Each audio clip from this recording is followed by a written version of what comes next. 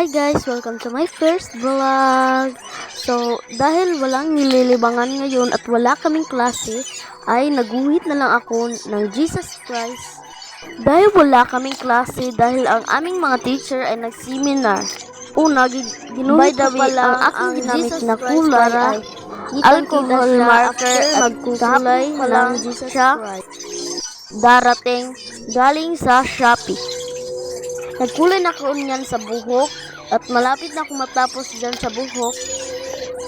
Kaya inuna ko muna yung skin ng Jesus Christ after ang buhok at after ang damit. Ang kinulay ko nga pala sa buhok ni Jesus Christ ay color black at color brown.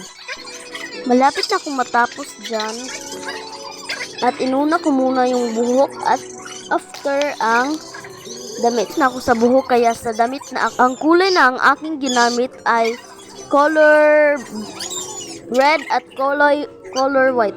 Pasensya nga pala sa aking voice. At sana suportahan niyo ako sa aking first vlog hanggang last vlog. Nag-start na kong magkulay sa damit ni Jesus Christ at malapit na rin dyan akong matapos.